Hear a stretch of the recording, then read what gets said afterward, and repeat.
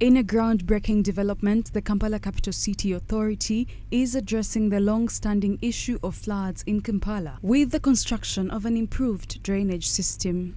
Simon Kasyate, the spokesperson KCCA, notes that the traffic disruptions currently in the city are to pave way for the expansion of waterways to avert a worse situation in the future. Beyond just desilting and dredging these waterways, we have embarked on the process of expanding the capacity and size of some of these culvert crossings. That's why you notice in the weeks gone by, we were working on the Bungasoya bridge, or should we say culvert crossing area, closed the roads and caused some bit of disruption, for which we apologize, but we had to do so that we avert a worse situation in the future.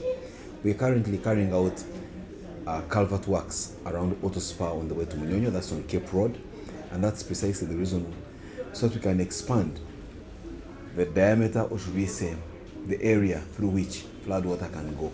Simon shared one of the concerns hindering the construction works, which is working while business in the city is moving on. And he called upon residents in the city to cooperate whenever they find construction works going on. Some of the challenges we face as we do these remedial works is the fact that we have to work while at the same time the city is awake, abuzz and active.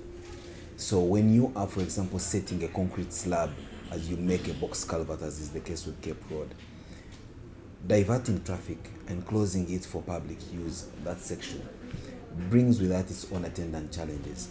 You have complaints coming in, you're creating traffic choke points in other places.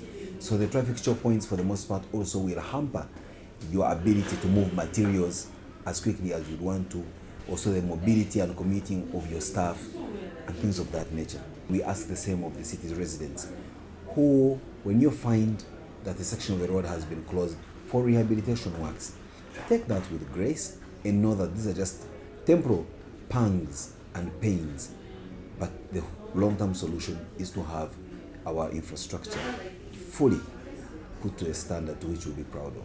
Kampala Capital City Authority, according to Simon, is getting financing to run this project from both the government and other partners.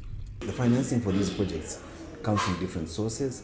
The government of Uganda has earmarked some money for KCCA to carry out rehabilitation works, both short-term sectional repairs or seasonal repairs, and long-term rehabilitation works for big projects such as the Kampala City Roads Rehabilitation Project. Other financing comes in from partners such as the World Bank, the African Development Bank, the Japanese International Cooperation Agency, and many others. He further called upon the public to be vigilant and responsible citizens by avoiding littering waste anywhere which gets stuck in the drainage systems, therefore causing flooding. The public should just simply be vigilant in as far as allowing the indiscriminate disposal of garbage.